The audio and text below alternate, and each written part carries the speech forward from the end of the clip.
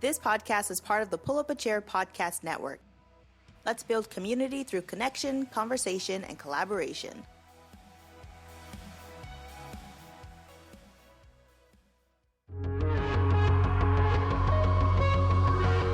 Hi, I'm Sarah. And I'm Scooter. Thanks for pulling up a chair with us. We are not experts on any of these topics, but we are hoping to spark something. Like an idea, a conversation, or even a revelation. Well, let's give it a shot. Let's talk about stuff.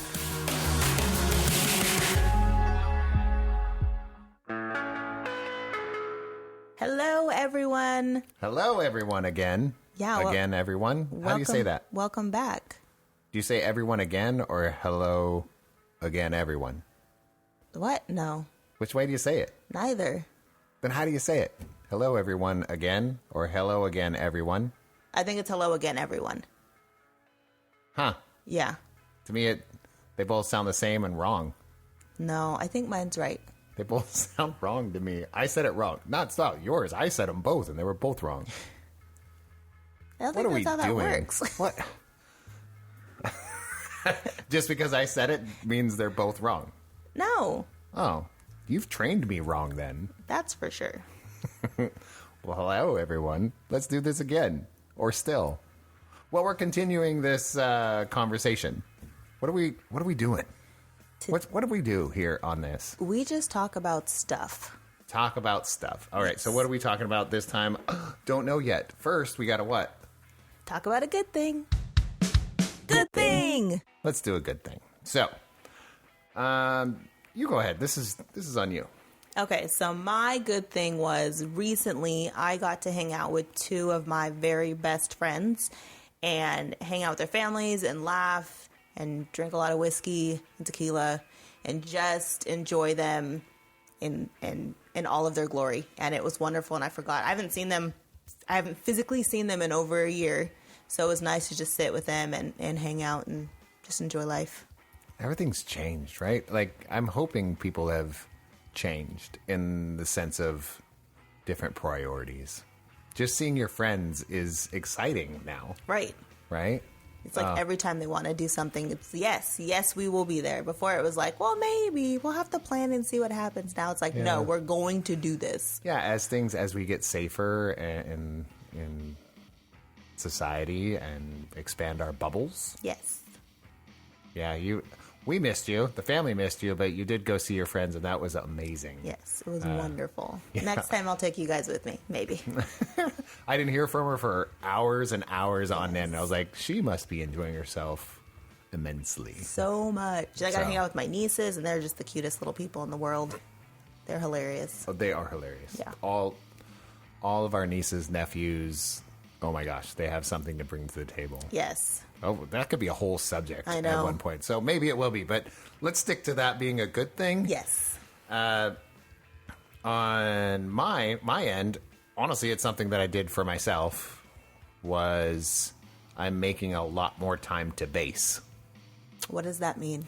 Like a turkey? Yes. Not based. Oh. Bass. I enunciate. Yeah. Like all your bass belong to us. No, playing the bass. It is something that I used to do quite often when I was younger. And recently I've felt very inspired to get back into not just producing music for like our podcasts and our live streams, but actually playing it. So I've taken upon even going back and taking bass lessons. Yep. As a 47-year-old man, I was like, I'm going back and I'm going to take bass lessons again. So I feel like I'm restarting, and I feel like a kid again because there's so much I don't know. So that's been really exciting for me. I've been playing at least an hour a day. Just every spare moment that I have, I just pick it up and run through scales, and not really songs, but just run through scales to get stronger again and play that again. So it's more time for myself. Yeah. But gosh, I love it so much. So self-time is important. Yes. We have discussed that, I think. Yes. Yeah. So that is important. So those are our good things for this episode. Yes. What is next on the list?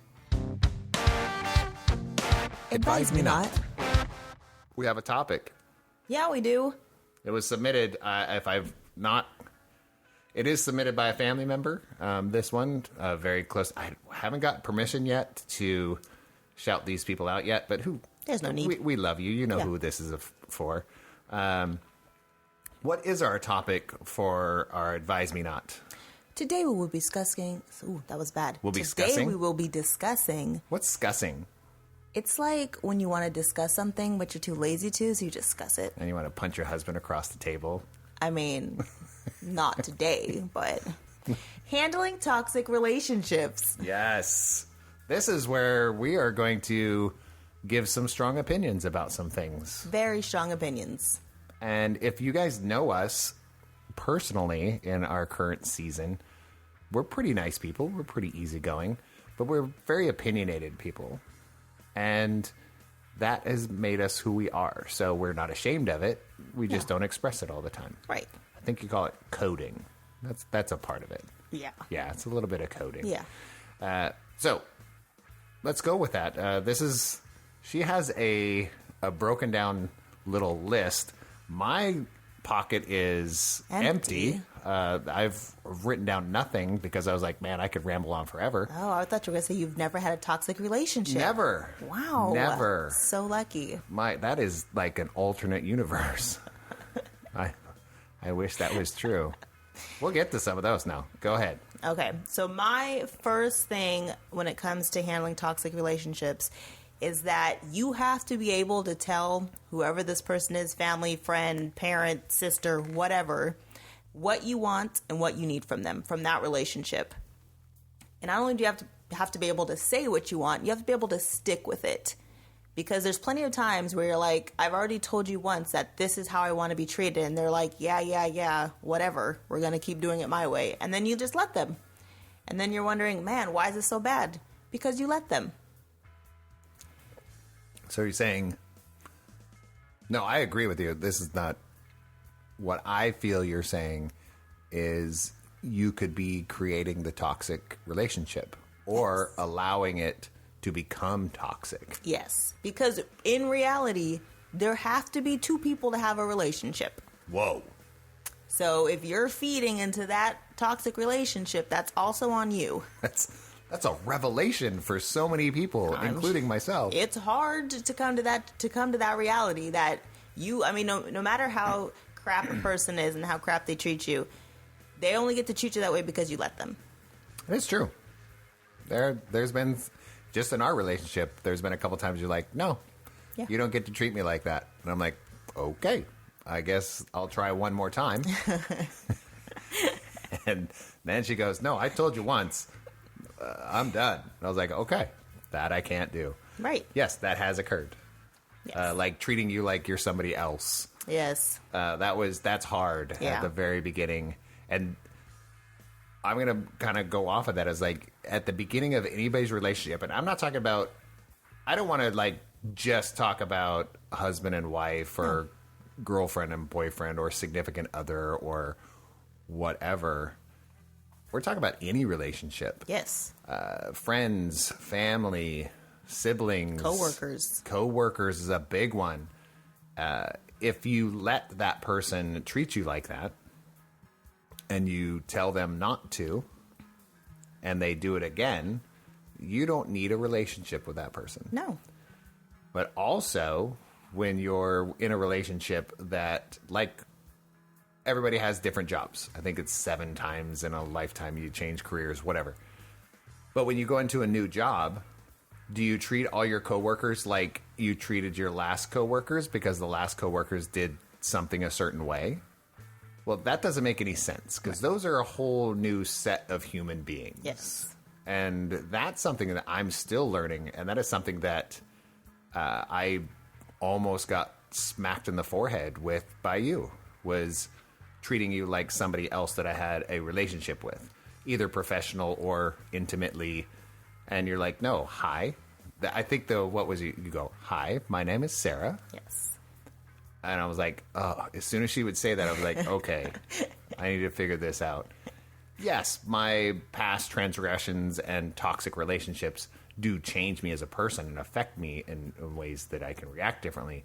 But that doesn't mean the other person needs to be treated the way you treated the last person, or they're going to treat you Right. the way the last person treated you. So, Right. And changing that is hard. Like, it's a whole growth thing that you have to go through. And hopefully the person you're in a relationship is willing to grow with you, or willing to, like, be patient enough to let you grow through that, because it's not easy to be God, like, no. I know I've either been treated this way for many years, or I treated people this way for many years, and I want to do something differently. The growth in that is so hard, and it's so much work. But if you're not growing, what are you doing? yeah, I feel like the longer you tread water, you don't realize that you're close to drowning. Right. Whoa. Whoa. That was deep. Write but that really, down. but really, that is so true. Did you know there's an option of getting out of the water? Right.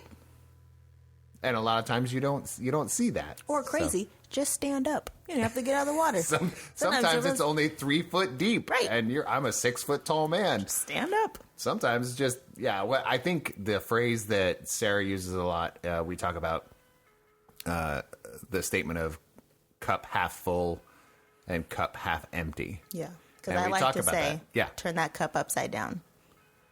And it drives Scooter crazy. It drove me crazy, but now what it really just rings a bell in my head is like, it's perspective. If you change your perspective, you can win at anything. Right? So, yeah, I could talk forever talking about that one right there. What else you got? Okay. My other thing is that understanding that because you have the current relationships in your life, whatever they may be, does not mean that that is what's required of you. So just because it's your mom doesn't mean you have to allow her to treat you poorly. Just because it's your dad doesn't mean you have to allow them to treat you poorly. Just because that they are people who you're born into that relationship doesn't mean you have to allow them to treat you poorly. You're a human being, and however you want to be treated and respected is how you should be treated and respected. That is... So my oldest daughter and I have talked about, and my second oldest have talked about love languages. It's decently similar. Yeah. At least that's what, I don't stick to one mantra or any type of thing when it comes to any sort of research. I like kind of all of them and take the good stuff out and leave the bad. But that one where basically, if somebody's treating you poorly, no matter who they are, that doesn't mean you don't love them. Right. Man, that's double negative. You can still love them. You can still love them, but that doesn't mean the relationship isn't toxic. Right. Right? So if the relationship is toxic, doesn't mean you have to sever the whole relationship. But the toxic part, shut it down. And if you're telling the other person, I don't like being treated like that, and they keep treating you like that, it's okay to keep them at more than an arm's length. Right. Like, it's okay to just see them every once in a while and check in with them to see how they're doing. Yeah. But as soon as it becomes a drain on you, I feel like that's where it becomes toxic. When it's a full drain. Right. There's a difference between somebody taking some of your energy, taking some of your time. Maybe in a day you spend time with them and they're a lot sometimes. Yeah. And you need to reboot after having that conversation with that person. But that doesn't mean it's toxic. Right. There's a difference. And I We feel should like... talk about that. What do you consider a toxic relationship? I was really... Do you know, at the beginning of here, before we started recording, I was thinking, you know We should what? probably talk about that. We should define... That's true. We should define what our own definition Yes. of toxic is. So let's interject here. Is All that right. an interjection? Yeah. I'm using big words that Sarah catches me on and go, I don't think that means what you think it means. That's okay. That one was right. So, Okay. yeah, it's on you. So what's a toxic relationship? I would say if you seriously dread having to interact with that person, why is that a relationship you have? To me, that's toxic. If you truly dread having to talk to them, see them, interact with them, to me, that's toxic. If you go to somebody and all you get is negativity from them, that's toxic to me. If you if all you do is give on your side of the relationship and you get nothing back, like they never check in on you, they never ask how anything's going. To me, if you're giving everything to this relationship and no one's giving in return, to me, that's a toxic relationship. It's pretty straightforward. I always make it more complex, and I should probably make it more simple. But the first part you're talking about, when you're dreading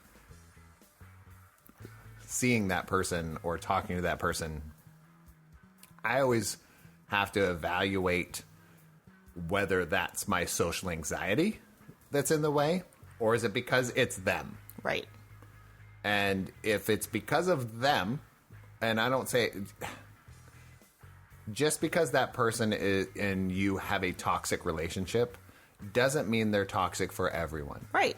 And so I'm not saying there's certain people that are just toxic. Yeah, that's not what this is about. When I look at it, I have problems. Well, I get tired when I go out and just talk to anybody. Right. If I've known you for a very long time, it still may come up. If I'm comfortable with you, like to the core, which is super rare for me, I'm talking like maybe 3 people in my whole life I'm super that comfortable with. But if it's their fault, not their fault. If it's the communication between you and them that you dread, not just communication in general, right, I feel like that's toxic. Right. And when you're talking about give and take, I don't look at other people to check in with me all the time or at all. I'm totally cool with that.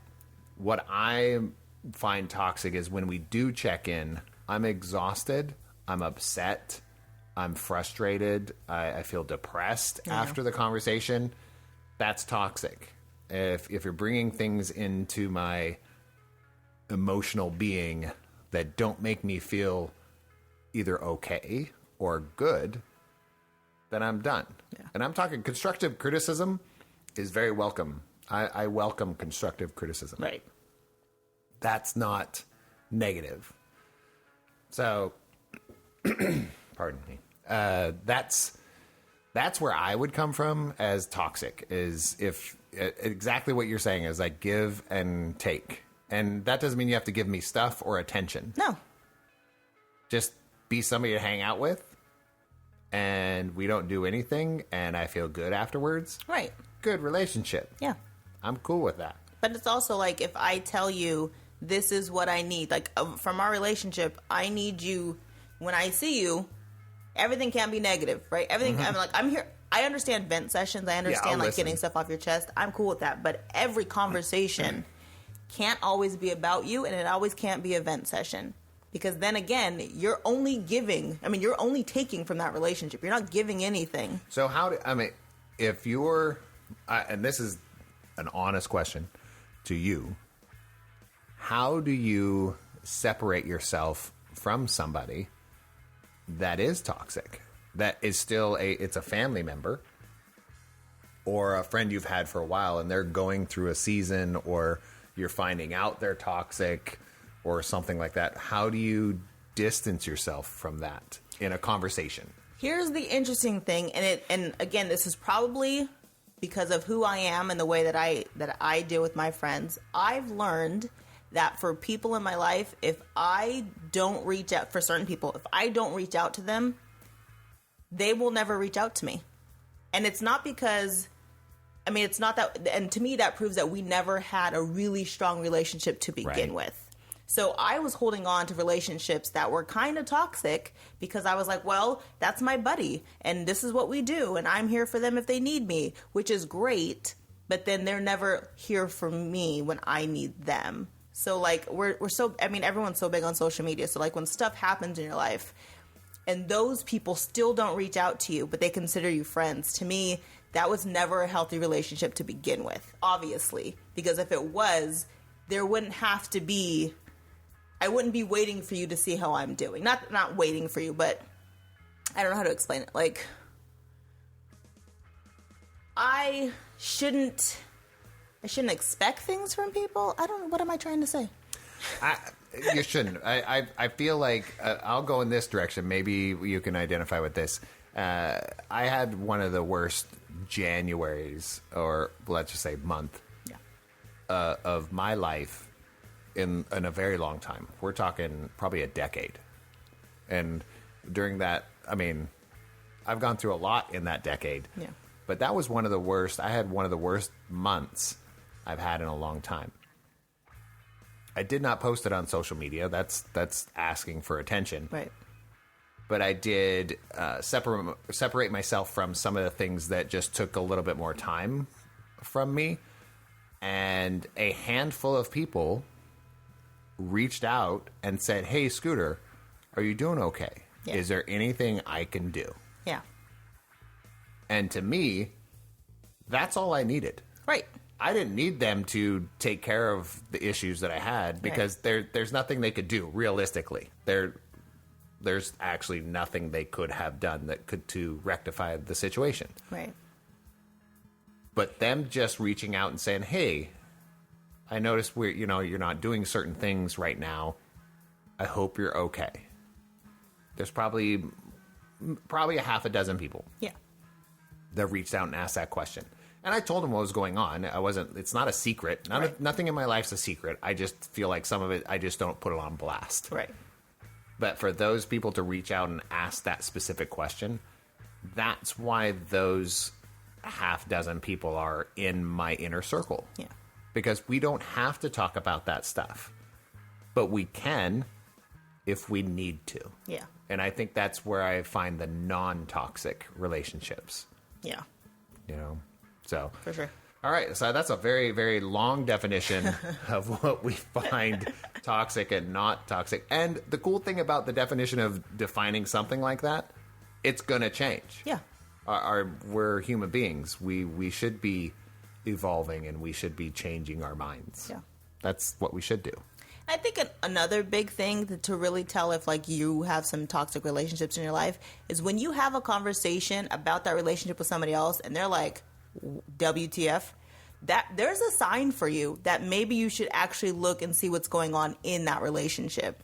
Again, whoever it is, if you talk to somebody else and they're like shocked by what you're allowing in your life, that's something you need to delve into, because I think we forget when we're in it how deep into it you can get and just be ignorant really to the facts that are going on around you until you tell somebody else and they're like, holy crap, what are you doing? Why are you doing it? But most people won't do that. Yeah. Most people won't interject and say, why are you doing what you're doing? They just jump on the bandwagon and go, my kids do that too. I was like, oh yeah, I have issues with my mom. She's this. Or like, oh yeah, my husband, my wife, my girlfriend, boyfriend. They just jump on it and start attacking their relationship just like you're attacking the relationship. So there's it's that misery loves company. Yeah. We need to get away from that. Yeah. Like, yes, misery loves company, but that doesn't mean when you're miserable, you need somebody else who's the same type of miserable. Right. I feel like we should change the thought process of misery loves company means misery needs somebody to accompany them. Yeah. To sit there and comfort them. Yeah. That's what I've changed the misery loves company to that. Misery loves company means I need somebody to help me through this. Can you do that? That's the company I'm looking for in that statement. Yeah.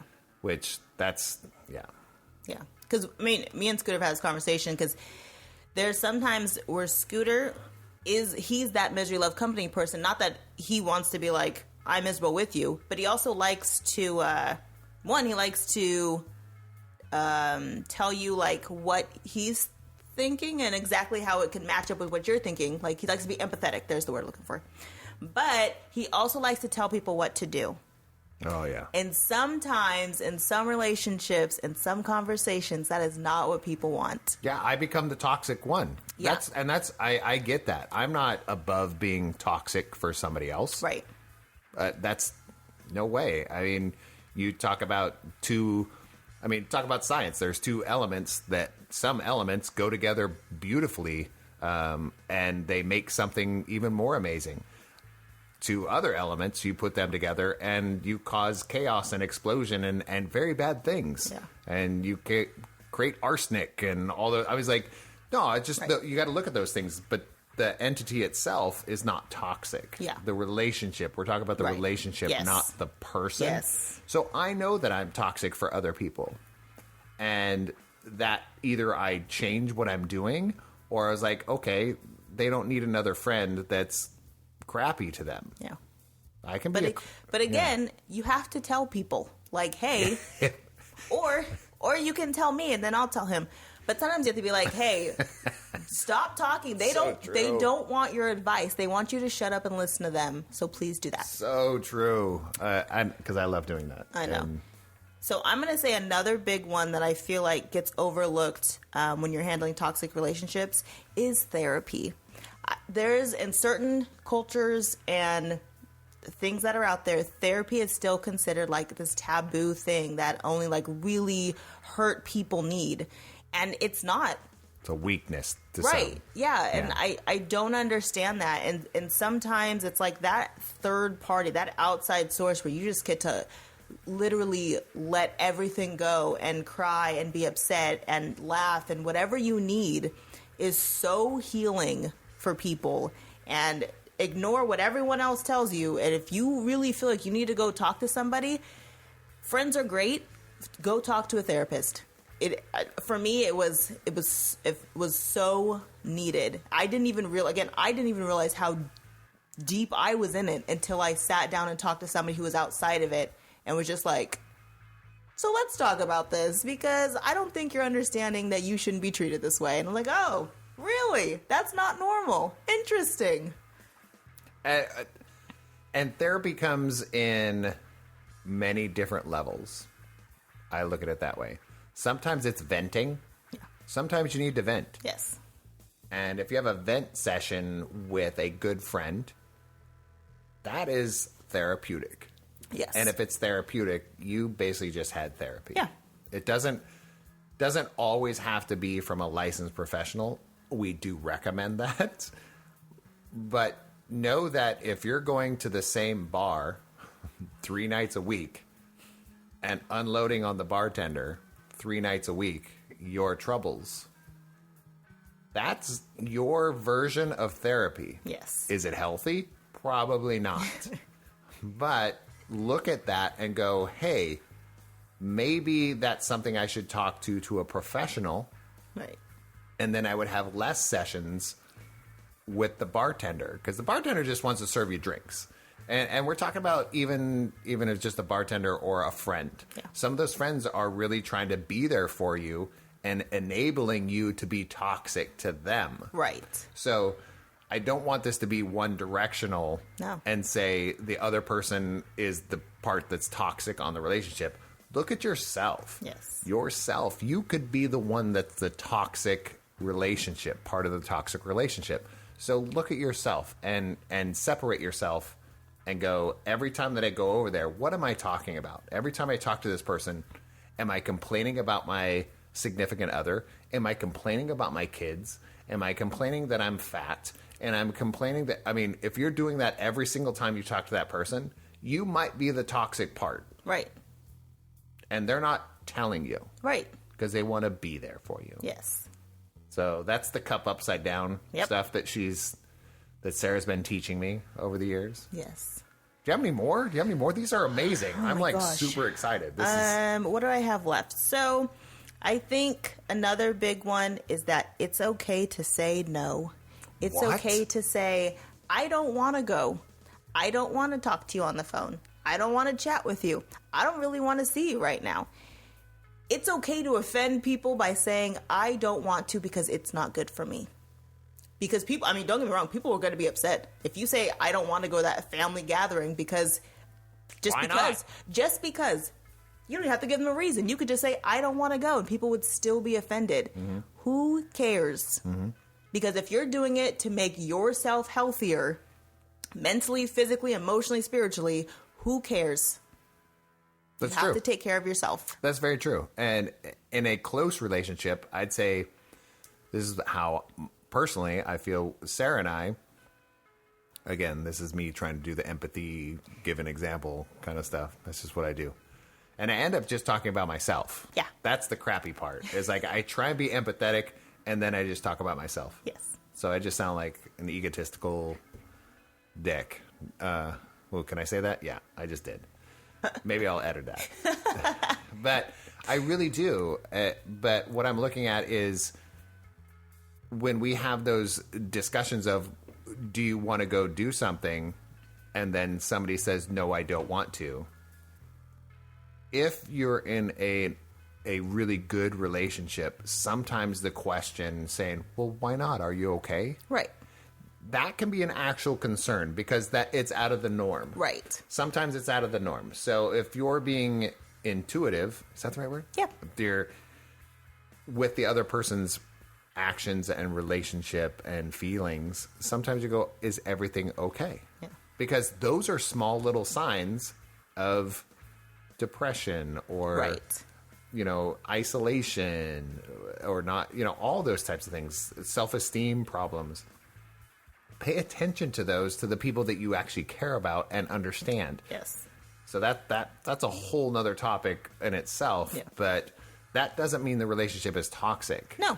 It actually can break down to where you have a very healthy relationship. Yes. Because you understand, like if we woke up in the morning and I said, hey, I'm going to head to the farmer's market. And Sarah goes, I'm not going to go today. I'd be like, are you okay? No, you'd be like, you're broken. What's wrong? Yeah, I was like, what's happening here? And, kind of vice versa. Like, you would be going to, go see some live music. Right. And I'd be, no, I'm good. I'm going to stay home. You're like, is that okay? Yeah. No. I got to stop saying like. That's okay. Have I acclimated to California too much? Yeah. I think that's what it is. My saunter. We'll talk about that sometime too. But no, toxic relationships, handling these are important. I mean, I don't think people understand how important it is to handle them instead of letting them fester and get worse. Yes. I think that's my biggest one. My only topic in here is if you find something wrong in a relationship, say something. Yes. Say something. And this is where I think she's mentioned this before in our other podcast about me being confrontational. I don't believe that confrontation is a negative term. Confrontation means I have a difference of opinion, good or bad, indifferent, it does not matter, and I'm going to confront you with that. How is that a negative thing? We've made it a negative thing. I think society has perverted the word. Right. Confrontation to everybody else means fight, war. Right. Yeah. I'm like, no. Yeah. Pick a side. That's not what confrontation is. Right. So I feel like we can have less toxic relationships if we understand that confrontation is not a negative thing. Agreed. Then it won't become toxic. Right. You avoid that. Yeah. That's my big one. Yeah. Say something. That's a big thing. Communication's hard. Wish there was more classes on how to communicate with people. Fortunately, there's not. There's books, plenty of books, but yeah, but books don't apply. That should be it. I talk about that a lot. Is like books don't teach you everything. No. Videos don't teach you everything. No. Life experience doesn't teach you everything. But you know what does is communicating and listening. Right. That will teach you almost everything you've done. What they should teach in school is like you walk into class and your teacher gives you a topic and then the next kid is like, talk about it. There's some. Then pick something that's like a big issue in class. It doesn't have to be super like political or whatever. It just has to be like, he says he doesn't like Twix bars. What are you going to do about it? I like the left one. What are you going to say about it? I'm a left Twix guy. I can't even eat Twix anymore. I can't I'm too either. old. Just going to make it entertaining. Hopefully it is. I can't add. I'm only interjecting because I'm just adding to your list. That's my list. That list is phenomenal. By the way, these are all the things that you've taught me, and hopefully, over the years, I've taught you something. Yeah. One or two things. And yeah, sure. Taught me patience. That is so true. You taught me patience. You taught me that I'm the go-between between you and some other people so that you don't have to deal with toxic relationships because they're not toxic for me. So I just check in for you. Maybe You've taught I'm just me many things. Yeah, I'm more susceptible to toxins, I think. I think I really am. I'm not as thick-skinned as most people would think I am. Right. I really feel like this is a personal, like I'm letting people know this. I am not as thick-skinned as people think I am. I put on a good show. Yeah. But the cool thing is, as I'm growing emotionally as a person, I'm becoming less thick-skinned. And I'm letting more people in. I'm letting more people see who I am. And I feel like that makes me less toxic. Yeah. That's kind of the goal, right? Yep. So I'm very excited about that. Thank you for that.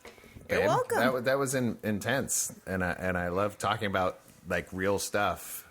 So if anybody has any other topics that are like this, I have an opinion on them. I guarantee we you. all do. Yeah, but are we willing to express them? Yeah. We are here, Right. in a safe space. Exactly. Let's see what happens. Yeah. Well, at the end, we're going to go ahead and wrap that up because I feel like this, we have advised ourselves not or advised you not enough. Yeah. Yeah. Does that make sense? Yeah, no, none of it makes No. sense. Anything I say, I always have to check with you if it makes sense. Yeah, but you already said it, so. Yeah. It's too late now. Yeah, it's true. Yeah. What I'm looking at is whatever we've said, hopefully, I could say pissed, right? Yeah. Okay. Hopefully it's made you feel good, pissed you off, thought about somebody else, thought about a relationship, thought about talking to somebody, thought about listening to somebody. The whole point of this podcast is to start a conversation with somebody if you can, Yes. if you're at that point. Yes. So that's the whole point of this. We're not trying to be professionals. We are only professionals in certain areas. This is not one of them. No. We are professionals, but Yeah. not in this. No. Okay, these are very opinion-based and experience-based. Yes. So next thing we have to do before we take off and click the stop button. There's a stop button. I think so. I have to look at the screen, but I'm squinting. I put the screen too far away from me right now. So the next thing we do is make sure that other people get the recognition they deserve. Shout out. Shout out. Shout out! Woo! Yes. I think you should go first because I have two. Oh, I know. I know. I'm you sorry. ruined everything. Again. I know. No, I picked one very specifically, and I know it's going to be too on the nose for Scooter, if you know me. But a big shout out, somebody local here. For the last few years, not only do they brew some of the best IPAs that I've ever drank in my whole life, they've changed my whole outlook on beer in general. And I'm not I wasn't a real fancy beer guy before. Now he's a snob. Now went to the snob level. Yes. And I am accusing these folks for doing this to me. Definitely. So, the shout out really is going to be to New Glory here in Sacramento, not just because of the beer. Now, the beer, yes. Phenomenal. We're drinking New Glory beers right now. We have a Do You Even Mosaic Bro in her hand. She's taking a sip. Yep. And I don't even know what I'm doing. Invisible Enemy. Oh, it's so one of good. their ones. It's a triple IPA. Yes. And I'm only like a little bit into it because it's very intense.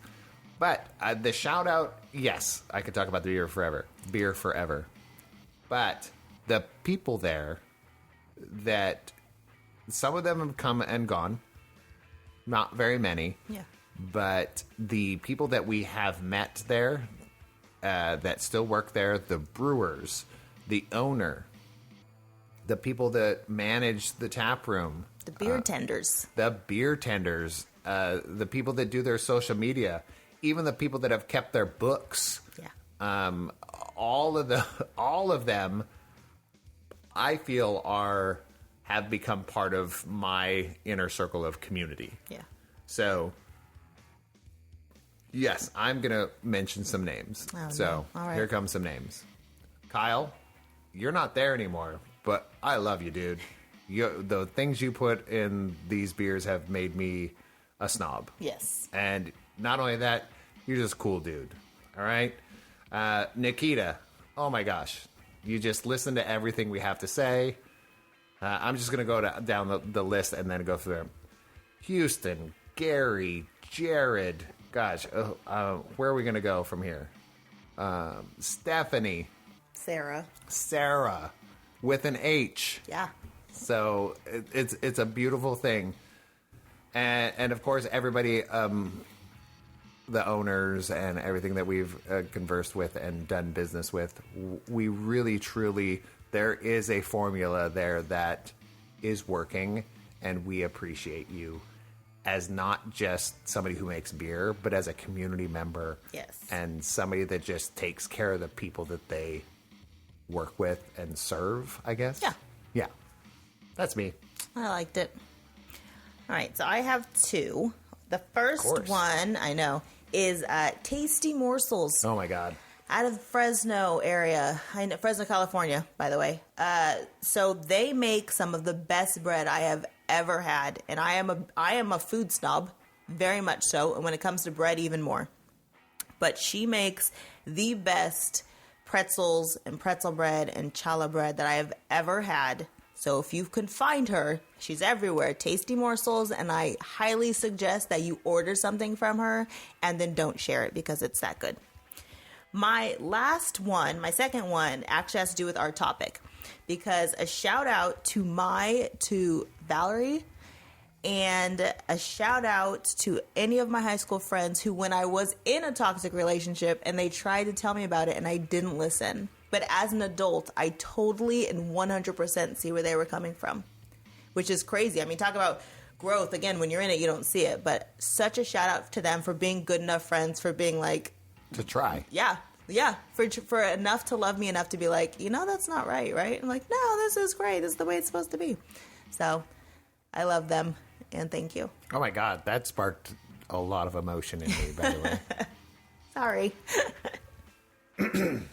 Don't apologize for that. I was like, it really did, because as you get to know over this series, we can divulge just a little bit. That sparked something in me of, Sarah and I have both been married before.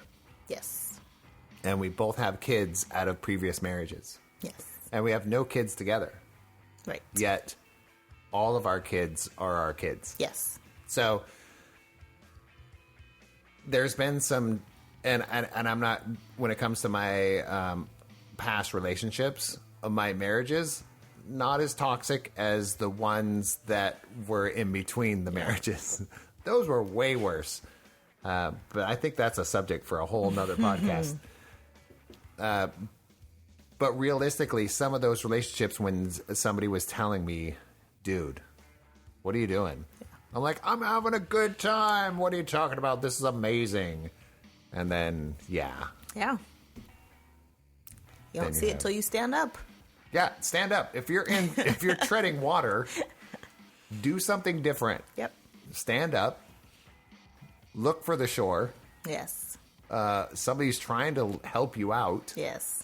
If you've driven around your blocks 3 times because you don't want to go home, stand up. Seriously.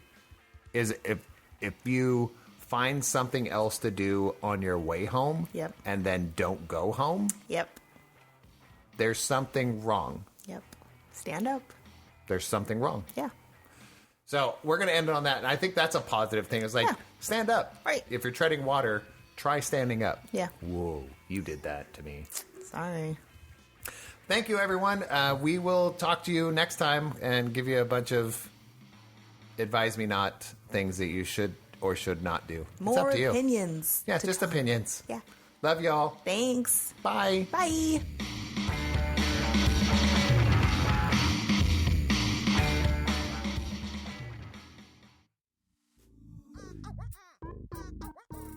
Drink Something, Say Something is the podcast for those of you who are tired of other beer podcasts, tired of the jargon, tired of all the rigmarole. We're going to bring on brewers, bartenders, and everything in between to talk about anything and everything from beer to the rest of the universe. Come crack one open with us every other Thursday.